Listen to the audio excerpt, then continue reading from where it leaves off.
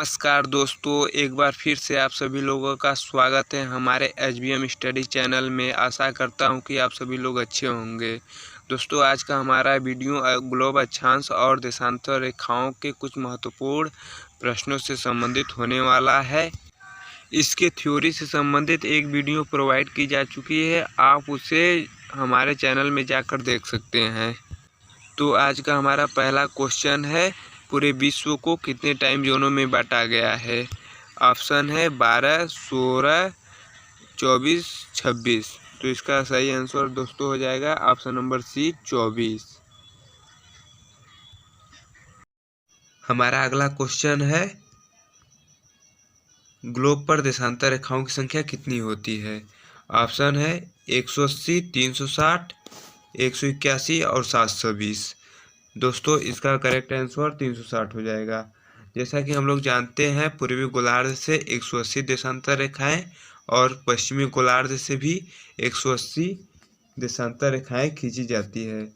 इस प्रकार 180 प्लस 180 दोनों को सम करने पर कुल देशांतर रेखाओं की संख्या 360 प्राप्त होती है। और अगला क्वेश्चन, भारत कौन से टाइम जोन में स्थित है? ऑप्शन है 5 से 6, 7 से 8, 8 से 9 और 6 से 7। तो इसका correct answer option number D, 6 से 7 सही हो जाएगा। अब अगला क्वेश्चन देखते हैं। अगला क्वेश्चन है हमारा, प्रधान समय रेखा किसे कहा जाता है?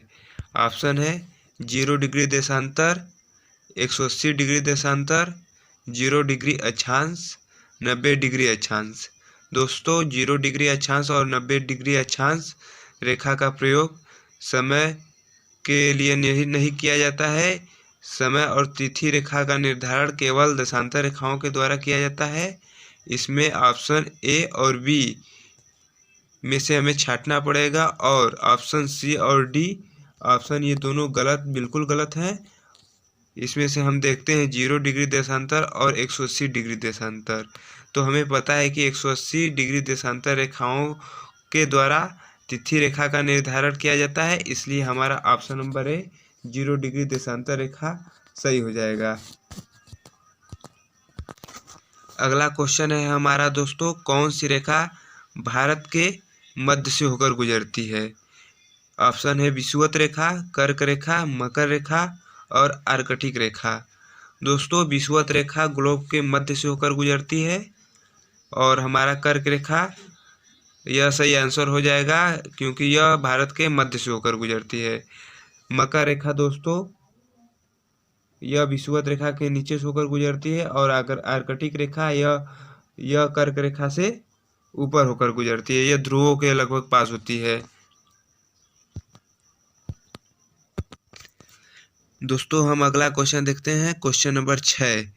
क्वेश्चन नंबर 6 है हमारा, अक्षांश रेखा कितनी संख्या होती है? अक्षांश रेखा की कितनी संख्या होती है? ऑप्शन है 181, 180, 179 और 169। तो दोस्तों, हमें पता होना चाहिए विषुवत रेखा को लेकर अक्षांश रेखा की गिनती होती है। तो हमारा जो है कि उत्तरी गोलार्ध में 90 अक्षांश रेखाएं और दक्षिणी गोलार्ध में 90 अक्षांश रेखाएं होती है। विषुवत रेखा को हम लेते हैं तो हमारा कुल अक्षांश रेखा 181 होती है। तो इसका ऑप्शन ए बिल्कुल सही हो जाएगा। हमारा अगला क्वेश्चन है क्वेश्चन नंबर 7वां। क्वेश्चन नंबर 7वां है, किस रेखा का प्रयोग समय व तिथि के निर्धारण में किया जाता है? दोस्तों, हम जानते हैं कि अक्षांश रेखा का प्रयोग ताप और जलवायु के निर्धारण में किया जाता है, और देशांतर रेखा के द्वारा ही समय व तिथि का निर्धारण किया जाता है। तो ऑप्शन देखते हैं। ऑप्शन ए है अक्षांश रेखा, विषुवत रेखा और कर्क रेखा तथा देशांतर रेखा। तो ऑप्शन ए नहीं हो सकता है। इसी तरह देखते हैं तो ऑप्शन नंबर डी जो कि देशांतर रेखा है, यह हमारा करेक्ट आंसर हो जाएगा। क्वेश्चन है हमारा दोस्तों क्वेश्चन नंबर 8वां। 8वां क्वेश्चन है, किस रेखा को तिथि रेखा कहते हैं? ऑप्शन है 180 डिग्री देशांतर रेखा, 0 डिग्री देशांतर रेखा, अक्षांश रेखा और देशांतर रेखा। तो इसका करेक्ट आंसर 180 डिग्री देशांतर रेखा सही हो जाएगा। 0 डिग्री देशांतर रेखा से दोस्तों हम समय का निर्धारण करते हैं, और हमारा अगला क्वेश्चन 9वां है, दो देशांतर के मध्य की दूरी को कहते हैं। दोस्तों हमने बताया था दो देशांतरों के मध्य दूरी को गोरे कहा जाता है। इसका correct answer option number B, गोरे सही हो जाएगा। हमारा अगला क्वेश्चन है क्वेश्चन नंबर 10वां, दो क्रमागत देशांतर रेखाओं के मध्य दूरी कितनी होती है। दोस्तों जो दो क्रमागत देशांतर रेखाएं होती है उनके मध्य कितनी दूरी होती है। तो ऑप्शन है हमारा 112 किलोमीटर, 111.3 किलोमीटर, 113 किलोमीटर और 110 किलोमीटर। तो इसका correct answer option number B 11.3 kilometre होता है। और हमारा 11वां क्वेश्चन है दोस्तों, पृथ्वी के ताप को दिखाते हैं।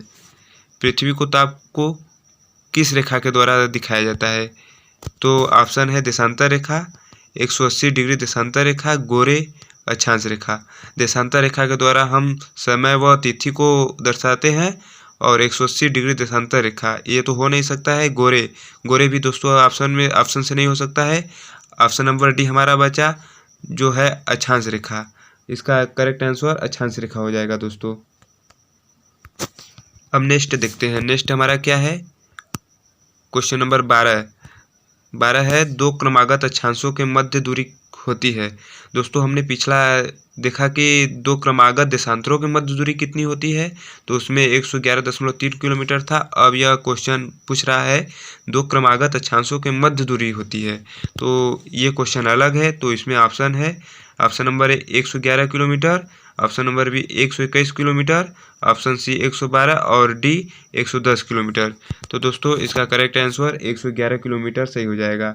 और अगला क्वेश्चन है हमारा 13वां, दो अक्षांशों के मध्य स्थित क्षेत्र को क्या कहते हैं। दोस्तों दो अक्षांशों के मध्य स्थित जो क्षेत्र होता है उसे हम क्या कहते हैं। तो ऑप्शन देखते हैं, ऑप्शन ए है ग्रिड, ऑप्शन बी है जोन, ऑप्शन सी है जाली और ऑप्शन डी है आयत। तो दोस्तों हम पहले ऑप्शन को देखते हैं, ग्रिड। ग्रिड क्या होता है दोस्तों, ग्रिड जो अक्षांश और देशांतरों के मध्य चतुर्भुजाकार आकार होता है उसको हम ग्रिड कहते हैं। तो ये ऑप्शन ए नहीं हो सकता है। और ऑप्शन बी को देखते हैं, जोन क्या होता है। जोन जो है कि अक्षांशों के मध्य स्थित क्षेत्र को जोन कहा जाता है। और जाली, जाली एक तरह से ग्रिड का ही दूसरा नाम है। और हमारा ऑप्शन नंबर डी बचा आयत। आयत दोस्तों आयत तो हो नहीं सकता है। तो हम देखते हैं कि हमारा ऑप्शन नंबर बी जोन इसका करेक्ट आंसर हो जाता है। क्वेश्चन है हमारा क्वेश्चन नंबर 14। क्वेश्चन नंबर 14 क्या है, अक्षांश और देशांतर के मध्य स्थित चतुर्भुज आकार क्षेत्र को कहते हैं। तो इसमें ऑप्शन है वर्ग, आयत, जोन और ग्रिड। दोस्तों वर्ग, वर्ग क्या होता है, वर्ग में चारों भुजाएं बराबर होती है। तो अक्षांश और देशांतर के मध्य स्थित जो क्षेत्र होता है उसमें कोई भी भुजा बराबर नहीं होती है। और आयत, आयत की दोनों आमने सामने की भुजा बराबर होनी चाहिए, आयत भी नहीं हो सकता है। और ऑप्शन हमारा सी जोन है। जोन दोस्तों अक्षांशों के मध्य स्थित क्षेत्र को कहते हैं, इसलिए जोन भी नहीं हो सकता है। और ऑप्शन डी है, डी ग्रिड, ग्रिड जो है कि करेक्ट आंसर है। अगला क्वेश्चन देखते हैं, अगला क्वेश्चन हमारा क्या है, क्वेश्चन नंबर 15वां, पृथ्वी के आकार को कहते हैं। पृथ्वी के आकार को क्या कहते हैं दोस्तों, ऑप्शन में है गोला, वृत्त, वृत्त है पहला और दूसरा गोला, सी गोलाभ, डी चतुर्भुज। दोस्तों हमने बताया था पृथ्वी के आकार को गुलाब या जियाड कहते हैं। तो इसका correct answer option number C गुलाब सही हो जाएगा। अगला क्वेश्चन देखते हैं, क्वेश्चन नंबर 16। क्वेश्चन नंबर 16 हमारा है, जी का मान सबसे अधिक होता है। ऑप्शन है विषुवत रेखा पर, ध्रुव पर, आकाश में, जल में। दोस्तों विषुवत रेखा पर जी का मान सबसे कम होता है और ध्रुवों पर सबसे अधिक जी का मान होता है। तो इसका correct answer option number B ध्रुवों पर हो जाएगा। और 17वां हमारा क्वेश्चन है, भारत का समय निर्धारित किया जाता है। ऑप्शन है दोस्तों 0 डिग्री देशांतर, 82.5 डिग्री पूर्वी देशांतर, 82.5 डिग्री पश्चिमी देशांतर और ऑप्शन डी है 180 डिग्री देशांतर। तो इसका करेक्ट आंसर 82.5 डिग्री पूर्वी देशांतर हो जाएगा। दोस्तों यह ग्लोब है, ग्लोब से दो रेखाएं गुजरती है, एक अक्षांश रेखाएं और दूसरा देशांतर रेखाएं। दोस्तों हमारा भारत यहाँ इस साइड स्थित होता है, जो कि भारत के मध्य से एक कर्क रेखा होकर गुजरती है। तो इसका ऑप्शन बी 82.5 डिग्री पूर्वी देशांतर सही हो जाएगा। अगला क्वेश्चन देखते हैं। अगला क्वेश्चन है हमारा, भारत का समय इंग्लैंड के समय से कितना आगे है? ऑप्शन है 5 घंटा, ऑप्शन बी है 5 घंटा 30 मिनट, ऑप्शन सी 6 घंटा और ऑप्शन डी 8 घंटा। दोस्तों हमारा भारत 82.5 डिग्री पूर्वी देशांतर के मध्य स्थित होता है और प्रत्येक डिग्री के बाद 4 मिनट को मानक समय में जोड़ दिया जाता है। तो हम 82.5 डिग्री को मिनट में बदलेंगे तो हमारा 330 मिनट आएगा, जो कि घंटा में बदलने पर 5 घंटे 30 मिनट आएंगे। तो हमारा ऑप्शन 5 घंटा 30 मिनट करेक्ट हो जाएगा। अगला क्वेश्चन है हमारा, दो क्रमागत देशांतर रेखा के बीच समय का अंतर होता है। ऑप्शन है 4 मिनट, 4 मिनट 30 सेकेंड, 2 मिनट और 5 मिनट। दोस्तों इसका करेक्ट आंसर 4 मिनट हो जाएगा। यदि हम पूर्वी गोलार्ध की ओर जाते हैं तो प्रत्येक देशांतर के बाद मानक समय में 4 मिनट जोड़ देते हैं, और यदि हम पश्चिमी देशांतर की ओर जाते हैं तो प्रत्येक देशांतर के बाद मानक समय में 4 मिनट घटा दिया जाता है। अगला क्वेश्चन देखते हैं। अगला क्वेश्चन है हमारा क्वेश्चन नंबर 20, ध्रुव को मिलाने वाली रेखा को कहते हैं। ऑप्शन है अक्षांश रेखा, ग्लोब, विषुवत रेखा और देशांतर रेखाएं। दोस्तों अक्षांश रेखा पूर्व से पश्चिम की ओर खींची गई रेखा को अक्षांश रेखा कहते हैं। और हमारा ग्लोब तो हो नहीं सकता है, ग्लोब क्योंकि पृथ्वी का एक काल्पनिक गोलाकार मॉडल होता है। और ऑप्शन सी विषुवत रेखा दोस्तों ग्लोब के मध्य से पश्चिम से पूर्व की ओर खींची गई रेखा को कहते हैं।